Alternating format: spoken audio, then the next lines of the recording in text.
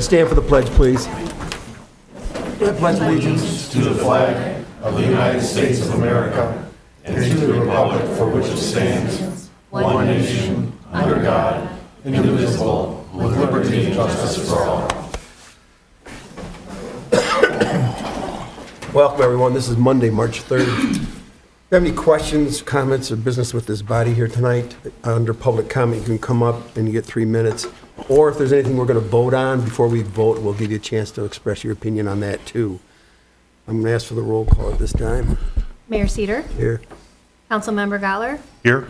Councilmember Kufa. Here. Councilmember Laporte. Here. Councilmember Paul is absent. Councilmember Volz. Here. Councilmember Westrick. Here. I'll make a motion to excuse Councilmember Paul. Support. Any questions? All in favor, say aye. Aye. Opposed? I'm going to ask for a change on the agenda at this point under number 12, a closed session. I'm going to ask for a motion to remove that from the agenda. So moved. Support. Questions? All in favor, say aye. Aye. Opposed? We'll remove number 12. Number 4, consent agenda, City Council minutes of February 17th, 2025, regular meeting recommendation, approve. Motion to approve. Support. Any questions? All in favor, say aye. Aye. Opposed? Before we go to number 5, I do want everybody to know that we have a special event tonight. Chief Raker's here to present some awards to St. Clair's finest. That will be done under number 6C, City Departments, in case you're following along and wondering where we're going to do that. All right, 5, ordinance and resolution 25-2, fiscal year 25, quarterly budget adjustments. Mr. Bishop. This is a resolution that establishes a budget amendment for the first quarter of our fiscal year. If you find it within your packet on the back side, Exhibit A, there's a few categories that we're requesting budget amendments to.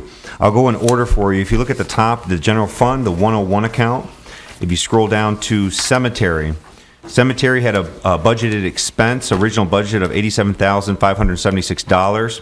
I'm requesting a budget amendment for an additional $15,000, and this to include improvements of the chapel. This was discussed during the capital improvement plan. Unfortunately, did not make it there. It is there now, referenced on the SIP as you have it in your packets, the next page in the packet. I'm requesting that $15,000 be added. Those expenses are legitimate, and I would make that recommendation. Additionally, we talked about for the executive line 171 that's specifically to me. We talked about this during my yearly evaluation that I would like to have a $3,000 added to the line, and that's specifically for education and training. That has not been determined. Education and training has not been scheduled yet, but the additional dollars I'm requesting for that. Additionally, if we scroll down, this is the Building Department Fund, Fund 249, the original budget for $144,675. This is the addition of the reworking of the zoning book. So Carlisle Wortman has been awarded that contract. They begin to work on that. However, that is a contractual expense that was not included in the budget, and that is because the budget was issued and approved after the contract came through. So I'd like to recognize that contractual service within our budget, and that would raise the total budget line for building department to $177,000 and $177,015. Those are the 3 budget amendments that I'd like to recommend. And if that is okay with you, I'd ask for your approval for that. It's a total budget amendment of $50,340.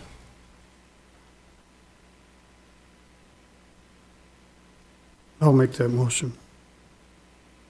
Support. All right, the motion made, support. Questions? I have just a couple quick questions. Sure. Cemetery, I'm assuming is that coming from general fund or is that cemetery fund?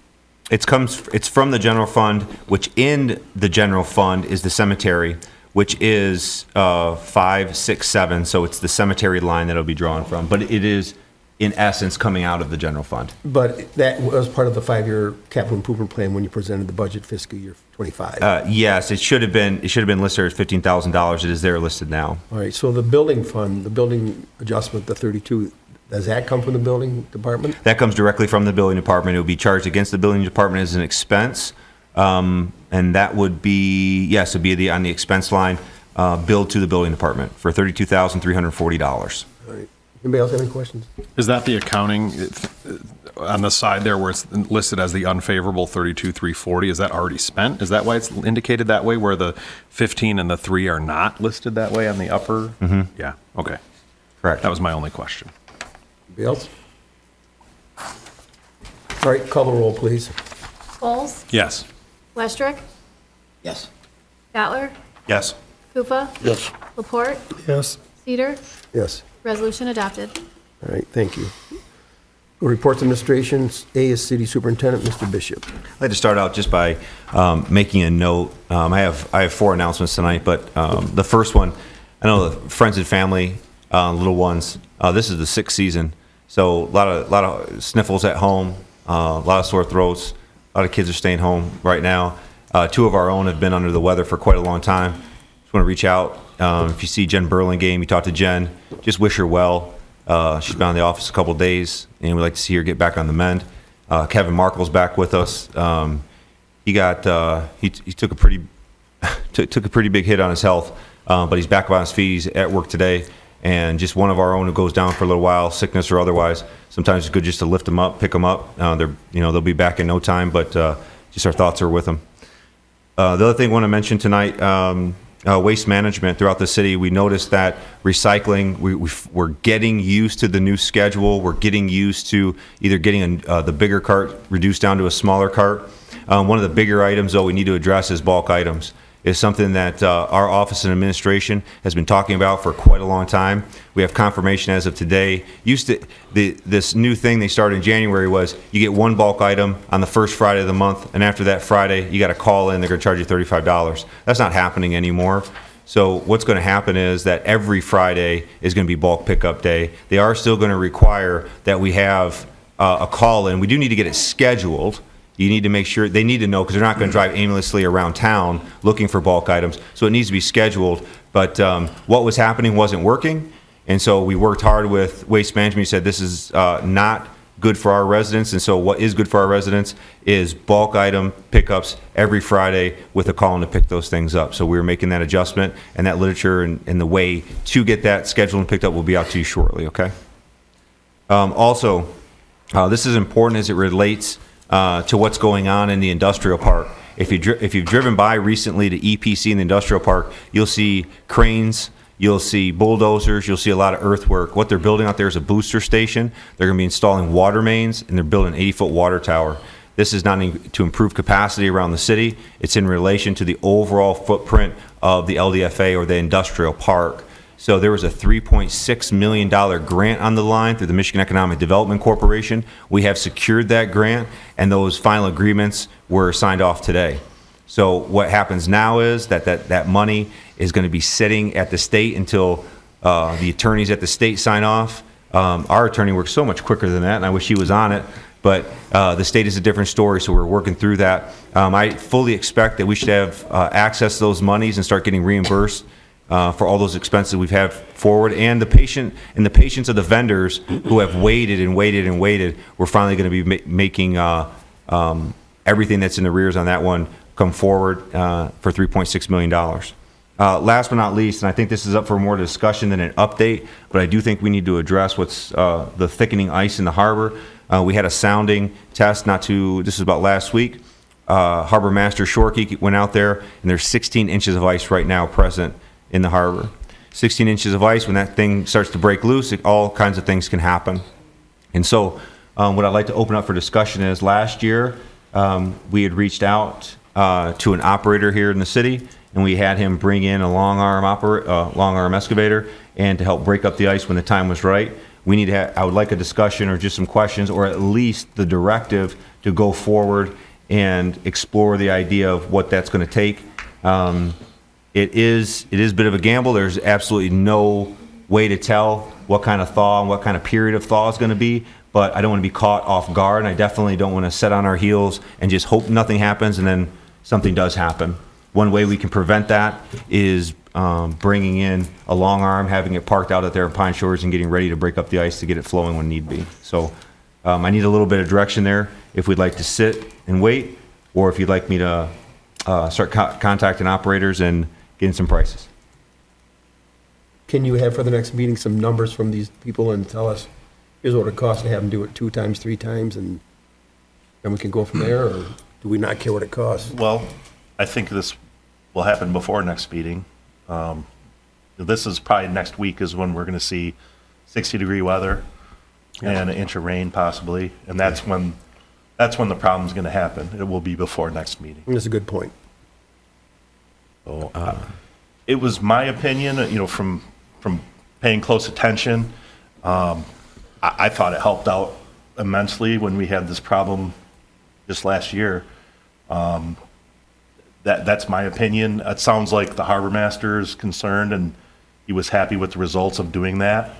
I don't recall us having any significant damage last year, and it was pretty bad. So, we could have a repeat of that.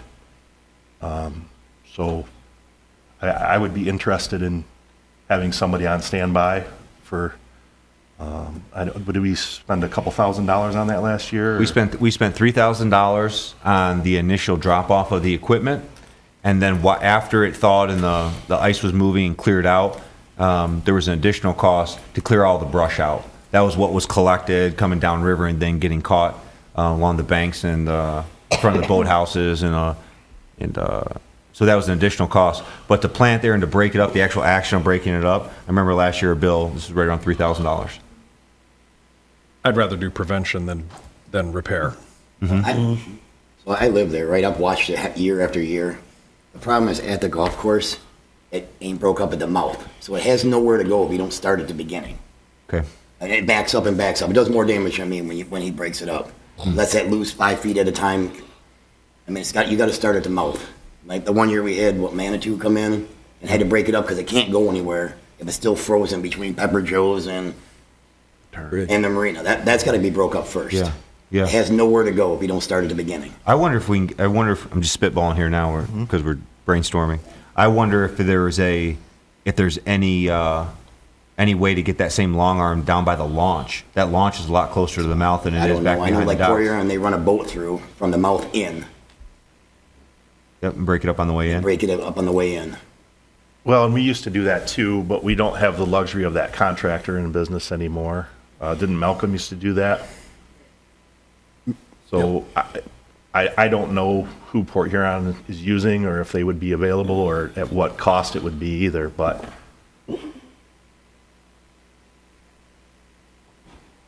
So is it okay if I move forward with either trying to find a boat and a captain that is in that line of business and then back it up with an operator who can drop a long arm off and break it up behind it?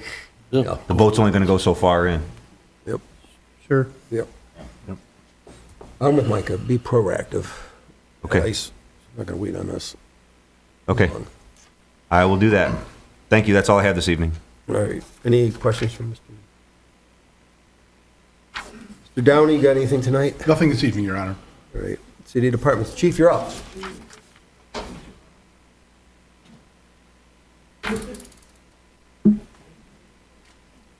Good evening, Mayor, Council. I have a few awards to give out tonight, so bear with me.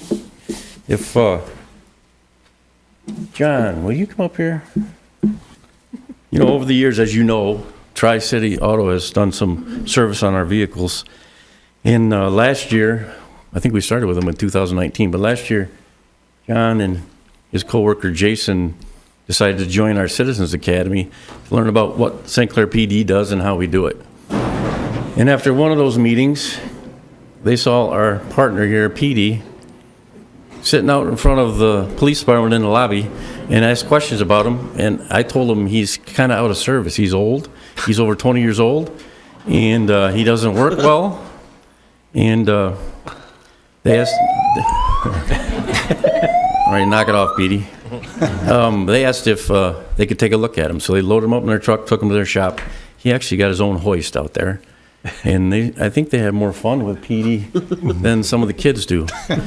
But they were able to recondition this car, repaint him, put new graphics on him to match our car, put the Paw Patrol on him, put new lights on him instead of the old bulb lights. They're LEDs. They got some ground effect lights, put a new sound system in him so he's Bluetooth, so we can actually take him to an elementary school, and he can read the book. Petey can read the book to the elementary kids through Spotify and YouTube. So it's kind of cool. His first reading assignment is March 12th, so we're going to see how that goes. And I just wanted to give this award to John and Tri-City Auto for their work, because they didn't invoice us for all the parts and time. It was free, and Petey's back in service, and we thank you for that. Sir.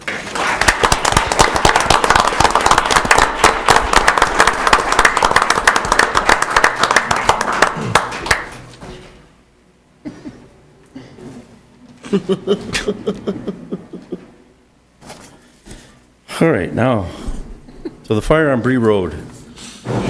You know, this evening, I just want to publicly honor Officer Elu and Officer McClure for the courage they showed on January 26th. Their supervisor, Sergeant Patchett, put this on my desk. It said, on January 26, 2025, at approximately 0030 hours, that's 12:30 a.m. in our speak, Officers Elu and McClure went above and beyond the call for service and helped save lives at a structure fire. While on duty, Officers Elu and McClure heard dispatch advise all units of a structure fire at 500 Bree Road, an apartment complex just south of the city. Knowing they were the closest units, they responded for aid. And upon arriving on scene, then they were first, they observed the building to be fully engulfed in flames and smoke. Officer Elu and McClure did not hesitate to put their own lives in jeopardy to assist the evacuating residents from the building. Officers Elu and McClure spent over 7 minutes in the fully involved building, removing residents, clearing and checking rooms, breaching through locked doors. Through their action, the St. Clair Fire Authority and responding agencies were able to quickly fight the fire and extinguish the fire to prevent any further damage. While performing their duties, Officer Elu and McClure sustained minor injuries, and both were treated and released from River District Hospital. This evening isn't about honoring their act, it's about honoring their courage and commitment to the safety and well-being of our community. Law enforcement isn't a job, it's a calling, and it demands discipline and the willingness to face danger in the name of protecting others. The Distinguished Service Award they're getting tonight is given to those who go above and beyond as they serve. Individuals who demonstrate resolve and courage, individuals who have not just served others, but served them selfishly. Officer Elu and Jared McClure showed all those qualities mentioned on that January night. They heard that radio call, and knowing they were the closest to help those citizens, they responded to an apartment fully engulfed with flames and fire. Seeing that, they didn't hesitate. They ran to enter the building to evacuate individuals. They had to time their entry to the door without being struck by melting siding and debris. Once inside, they proceeded to get people out, like I said, 7 minutes in heavy smoke. Their quick thinking and teamwork cleared people from danger, and I believe their quick thinking created a foundation for hope, because when lives are spared in these tragic events, there's always hope. Officer Elu and McClure remind the rest of us in this profession why we do what we do. They remind us of the power of service, putting others above ourselves, and the difference action can make in others' lives. So Colin and Jared, if you come up here, your chief is proud of you, your fellow coworkers are proud of the work you did, and I'm sure the community is proud of you. East China Supervisor Westrick couldn't be here tonight because of the health event, but he asked me to extend his great admiration for you two, and he'll be contacting you in the future. And I would express my gratitude to all the agencies that showed up. It wasn't just them, they were first. The sheriff showed up, St. Clair Fire Authority, Marysville Fire, and others. And we thank them for that. And to close this, I just want to hope that everybody in this room, everybody watching on TV, everybody that will read it in the Times Herald in a couple of days, I hope you're inspired by this event to just do better, to be excellent at what you do, and to look out for each other. So congratulations, Colin.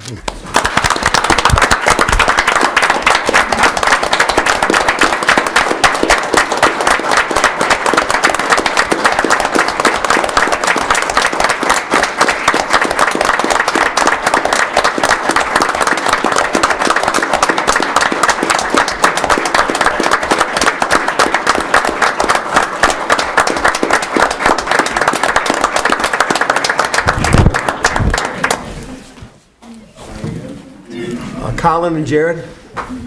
Don't run away, just come right back up here, please. I know I'm speaking for everyone, I think, is, we're damn proud of you. I've worked with you guys for a few years now, and every time I see one of our officers anywhere, I'm so proud of the way you guys stand up and do the right thing and the brave thing. Congratulations, and thank you very much for all you do. And I'm going to ask you, do either one want to say anything?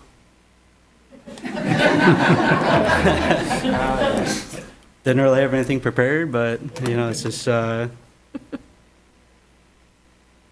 was just kind of, I guess it's funny how we were just kind of ourselves in there. We didn't really think of, I guess, the danger of it. We were just, if you watch the body cam, it's just kind of goofy how looking back at it, and we're like, wow, that was probably not the best idea to sit there and do what we did. And, it's just, but it's just us doing what we do, and we clearly enjoy it. So, but thank you for the kind words, and we like Thank you, working gentlemen. here. Thank you for what you do, really. We're proud of you.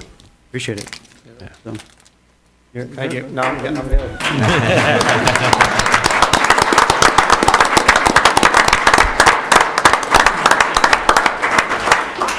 Chief, you sat down pretty quickly there, but I want to just say too that, I heard a quote one time that leadership reflects attitude, and I think your leadership is just spot on. And I like what you do with our department and our people, so thank you too. Do I have any other, yeah, let's move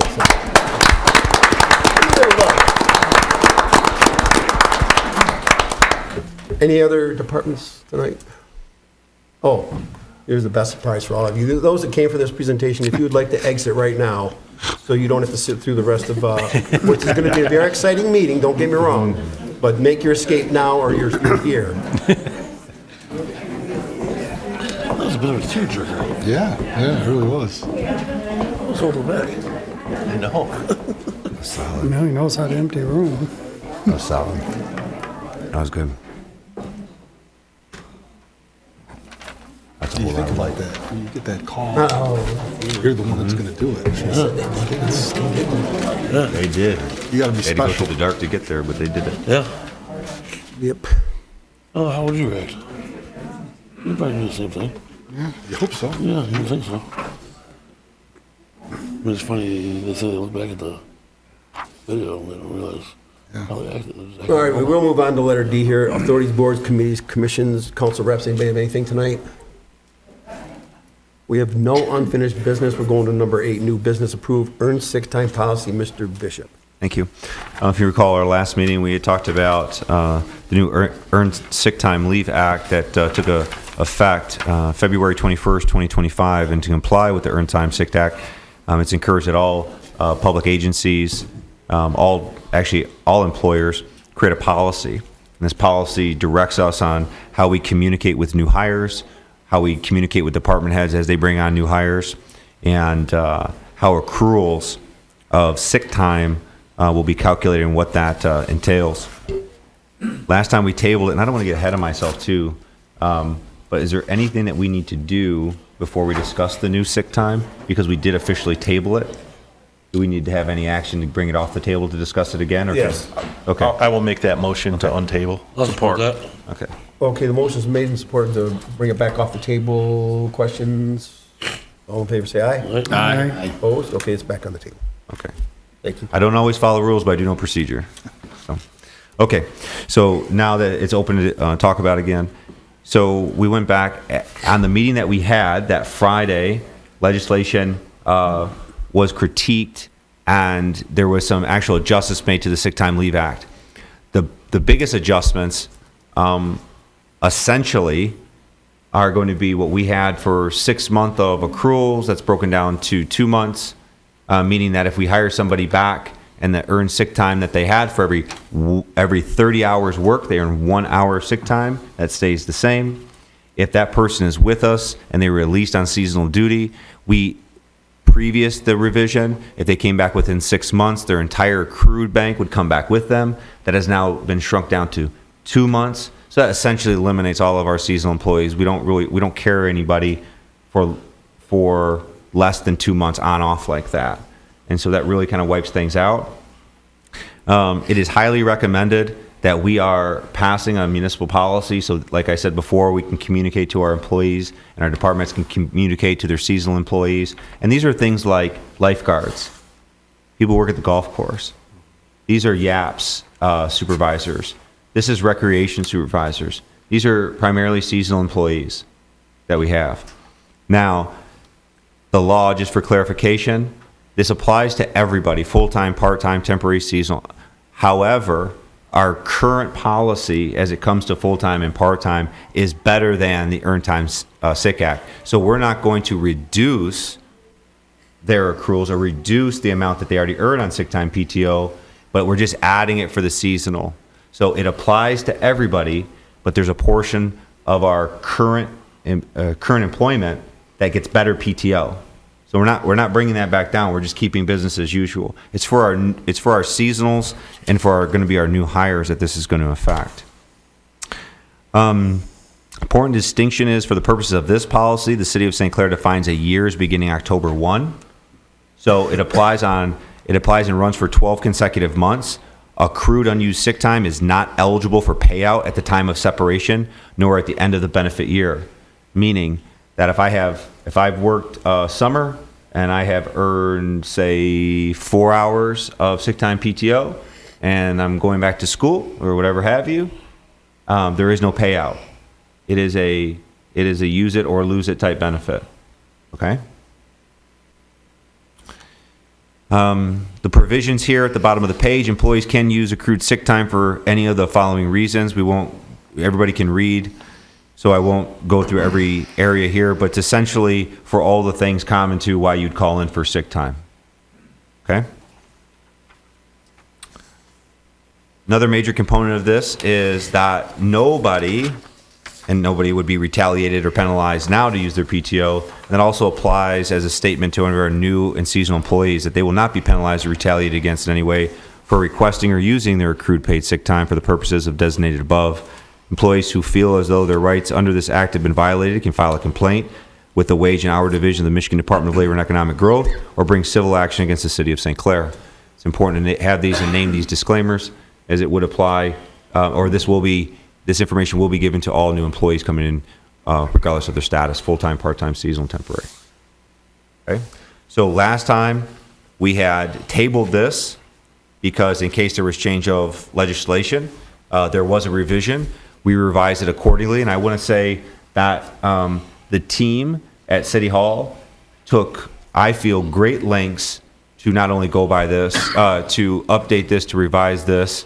Ms. Sturdy, our clerk, held 2 separate meetings with staff, bringing in the department heads, asking roundtable questions, and the Q&A on that I thought was very thorough, and I think we covered all of our bases. Now, things could get brought up, things occur that we'll take this case by case basis, but I believe that the training that was provided equips our department heads to handle this new policy in this new season very, very well. Okay?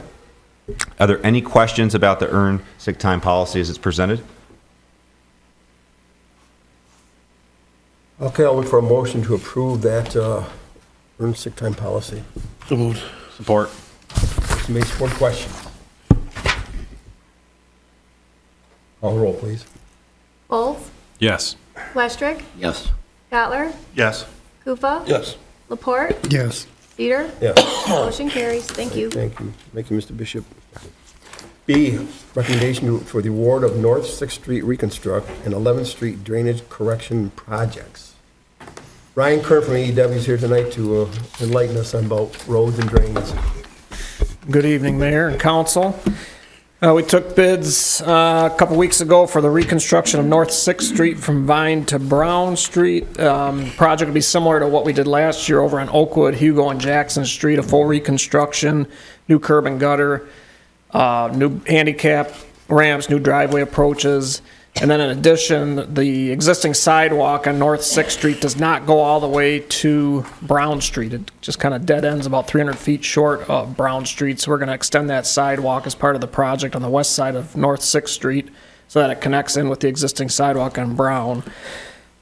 In addition, during the bidding process, we added a separate project, which was the 11th Street drainage correction at the south end of 11th Street. south of Cedar in the cul-de-sac. There's a stormwater drainage issue there where during large rain events, water ponds at the end of the cul-de-sac, and it does cause, when we have heavy rains, it goes over the curb and it does erode down the hill. And there's a significant drop off there where it does erode a gravel driveway approach frequently and constantly have to repair that. We did add that in as an addendum to the project that basically will involve adding a new catch basin at the end of the cul-de-sac, and then taking out a portion of the curb and gutter and a portion of the cul-de-sac to make that area drain properly. We received 10 bids. I couldn't tell you the last time we saw 10 bids come in for a project. The low bid came in from Murray Underground Systems, who's done quite a few road projects and water and sewer projects here in the city for the last several years. That bid came in for both projects, $596,437.50, which is about $95,000 under our estimate. So we're looking to award that contract here this evening and get that project going. Do you think the fact that we got way ahead of the game like we did last year, that helped us get so many bids and Yes. helped us get way $90,000 below your estimate? I've talked with a few contractors recently. I've had a few other bids in other communities recently, and the same thing. We're seeing anywhere from 8 to 12 bids come in. I think there's not as much work. It doesn't seem like there's as much work out there right now, out for bid like there was last year. But yes, I would agree that because we got out there earlier, that's why we're seeing more bids and lower bids coming in. That catch basin at the end of 11th. Describe that for me, because I've been up there a couple times, and unless that thing's gonna be bigger than normal, it's not gonna handle that water. So there's two catch basins there now, but they're kind of offset from the end of the cul-de-sac. They're maybe 5 feet apart from each other, and they're not at the low spot of the cul-de-sac. So that's part of the issue there. It's very flat at the end of the cul-de-sac, so that's why there's water that's sitting there. We're going to keep those catch basins that are there in place, and we're just going to add another catch basin that'll be within a spillway so that the water is directed to that catch basin, and then rebuild the curb so that there's adequate height on the curb as well, so that water is detained in the street and not going over the curb. And then there's actually quite a drop in that storm from that catch basin, the storm pipe it flows to the south towards the river. That storm pipe, there's about an 18-foot drop in elevation in that storm pipe going to the south too. So there shouldn't be any issues there with drainage by adding that basin. There's basically gonna be 3 catch basins over there? There'll be 3, yes. It's gonna need it. Yeah. Okay. Are we looking for a motion right now? So moved. Support. All right, the motion made, support. Questions? I do have a question. I'm so glad to see the sidewalk on North 6 getting completed. So it's going to go on the west side. Is that what width of a sidewalk are we talking about? 5 feet. 5 feet wide? 5 feet wide, yeah, it's typical width for a sidewalk. Okay, and so that's going to be, there's some houses that have significant landscaping. Is that going to be removed? How is that going to be dealt with? I don't think there's too much. There is some low-level landscaping there that may have to be removed, yes. Yeah, one house has several trees right along that stretch right there. Yeah, we would work around the trees. Okay. We're not proposing any tree removal. All right, perfect, thank you. Any other questions? All right, call the roll, please. Westrick? Yes. Gatler? Yes. Guffa? Yes. Laporte? Yes. Bowles? Yes. Cedar? Yes. Motion carries. Thank you. Thank you. C, recommendation award 225 street resurfacing. Yeah, right on the heels of what Mr. Kernan just said. Continuing on, enclosed, you're going to find the bid tabulation of the bids received on February 13th for the 2025 street resurfacing program. The city reviewed and tabulated the 12 bids. Again, that's a great number of bids to come out this early in the game. The low bidder, as recorded, is TG Prees of Imlay City, Michigan, in a total amount of $368,365.07. As you can see, 1 through 12 are listed there. TG Prees being the high mark, and $547,208.20 being on the other end. So almost a $200,000 swing. The 2025 street resurfacing project involves the milling and replacement of 4 inches of HMA pavement over the existing aggregate base. The streets included in this 1 mile, or it's actually 0.98, but this 1 mile of resurfacing are as follows: 10th Street, Clinton to Adams; Witherell Street, 3rd to 10th; 15th Street, Fredmore Highway to Hugo; 4th Street, 9th to Fredmore Highway. TG Prees has worked with us on several projects over the year, and we find their staff very knowledgeable in roadway construction, have always completed projects within the contract deadline. Based on the low bid by TG Prees of Imlay City, Michigan, I recommend we move forward with accepting their bid of $368,000, $365.07. I'll make that motion. Or, okay, motion made, supported, questions? I have a question. Was TG Prees the contractor that did the work on Highlands and North Second a couple of summers ago? I thought that was body. You're gonna have to help me out here. I don't. That was before my time. I don't think it was TJ Breeze. Was it body construction? I thought it was body, wasn't that? I thought it was Prees, but that, I would have to look, because I'm wondering who's going to inspect this work.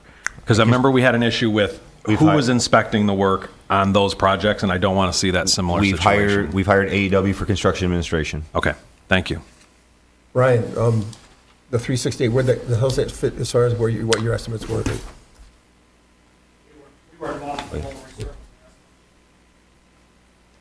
I'm gonna rescind something real quick. I said about construction administration. We're doing the inspections, on-site inspections. They are doing the inspections. The inspection, so that's making sure the asphalt shows up. We're making sure density, Right. quality These of the specs that asphalt. are listed here on 4, 5, they're going to be the ones that are doing all that. We have AEW on-site is. inspections. Yeah, the actual By minute. AEW. Yeah, but the on-site, like construction administration, this is considered a city project, so Mr. Beath will be on site. Okay. And he will be making sure that final decisions are ultimately made, and he's there. But yeah, my concern was, I think the last time we did a project similar to this, the company had their own inspectors doing the work, and that, I don't like that. Correct. Sorry, I misspoke. I said construction administration inspection. Those are two totally Yep, different I get things. you. Yep. Anybody else? Yes, sir. This is my first time. Is this the time for us to speak? Yep, right up here. Just give us your name and address, please. That look. I knew what that was. Joe Denges. I live at 1850 South Delano Street. One quick question. Is this part of an overall plan, like 2025, where we're going to do these streets, and then 2026, and then 2027, something like that? Yes, sir. Okay. All I had. Thank you, Joe. The other questions? Call the roll, please. Cutler, Yes. Koopa, Yes. Laporte, Yes. Bulls, Yes. Westrick, Yes. Cedar, Yes. motion carries. Thank you. I want to thank Mr. Bishop and Ryan for all their hard work on this road program this year, and I thank council for having the fortitude to get this thing off and early, and we'll get it done early in the summer this year again, and that'll be great. Mayor, I will say this before Chief Raker comes up. There was a lot of work done by Bob Beath, putting not only the length of the road, really putting the legwork in. Yeah, he really put it. He put his measuring stick on the road, and that goes a long way when you were not only trying to save costs, but actually knowing exactly what we need, how we need it. So I don't want him to go without recognition for his help on this. All right, thank Can I you. ask one other quick question? Ryan, do we have a start date for this now that we've got it approved for the North 6 project in particular? Is that like 90 days, or, I mean, that you think it'll last or longer? I would guess Murray will be in here right away, probably in April to start that. The length of the project, though, like 90 days or less? 2 months. Okay, Yeah. thank you. What a D, special event permit. St. Clair Art Association Art Fair, Chief. Mayor, Council, I received requests from the St. Clair Art Association for their annual art fair. It'll be on June 28th and 29th, 10 to 6 on Saturday, 10 to 5 on Sunday. All the paperwork's in, and part of that is the lease for the park, I believe, right, in it? Correct, yes. And the only difference is they request a total road closure, and I haven't approved that yet, but we're going to work with them to make it safe. It's just, to close the road, number one, there's only one barricade system in the county to be shared. Number two, it costs quite a bit of money. I have to have an officer on overtime on both ends. So we're going to kind of monitor it and see where we can go. Our PSVs will be there to assist at the crosswalk with stop signs, vests, and everything they need for that. So, but we're going to monitor it, and if I got to bring them in, I'll bring them in. And maybe I'll approach y'all for $150,000, buy our own barricades, and we can close M29 from Memorial Day to Labor Day. What do you think? They tried that last year, did they not? Huh? They tried the road closure last year. Yeah, and it really wasn't. It didn't really need it, did it? Yeah, so it's like, we'll keep the vendors safe that are on the curb and help people get across the street. And Yeah, it's the pedestrians that are usually the biggest Right. issue, right? Is that a pedestrian crossing that we should look at maybe signaling at some point or doing something more at that point in the center of the city? It'd be nice. I don't know if we've ever asked MDOT. I know I haven't asked MDOT for a lighted signal there. Just a pedestrian crossing signal. I did ask for, you know how they have the pedestrian signs that have the lights flashing around them? Yeah. I have asked for those and didn't get them, so they would have to approve any signage on that road. So. Yeah. I'll make a motion to approve. Support. Any questions? All in favor, say aye. Aye. Opposed? Thank you, Chief. Rule number 9, claims accounts February 20 and 27, 2025. Hearing no questions, Your Honor, I make a motion to approve as presented. Support. Questions? All in favor, say aye. Aye. Opposed? Rule number 10, public comment and public questions. Anybody have any non-agenda items? I'll ask you to state of 3 minutes, please.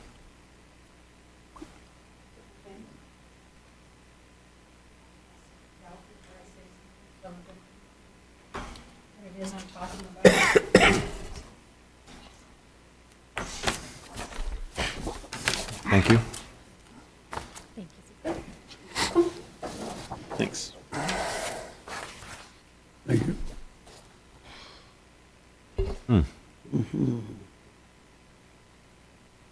Okay. Good evening. My name is Susan Zirkle. I live at 525 North 5th Street, and I am representing the Police Foundation. I am the Director of Fundraising, and last year I came to you with our first bingo event, and this year we are having our second.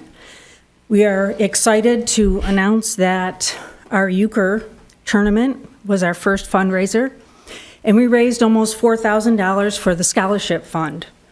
Our second was the cornhole tournament, which was a week ago, and we raised enough to cover the goggles, the Fatal Vision goggles that the chief requested. Now, we've set our sights pretty big, but I think we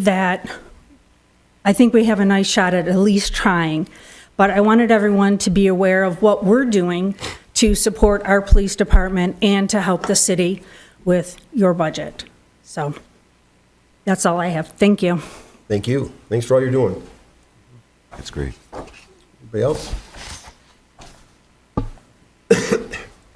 All right, let's go to number 11.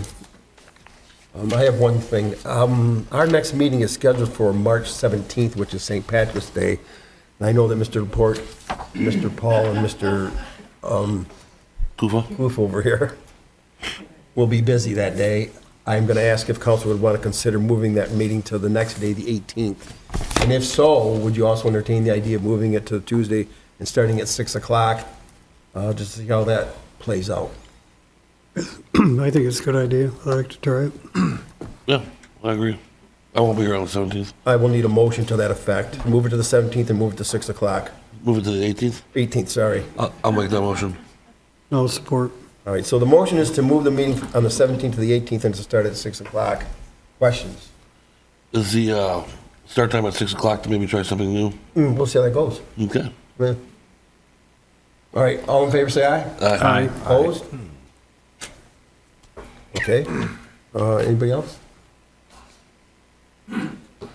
Okay, so public, the next meeting we have will be on the 18th, the Tuesday after St. Pat's Day. It'll start at 6 o'clock. You're so inclined to be here that day. No closed session. I'll ask for an adjournment motion. So moved. So moved. Support. All in favor, say aye. Aye. Opposed? Have a good night, everybody.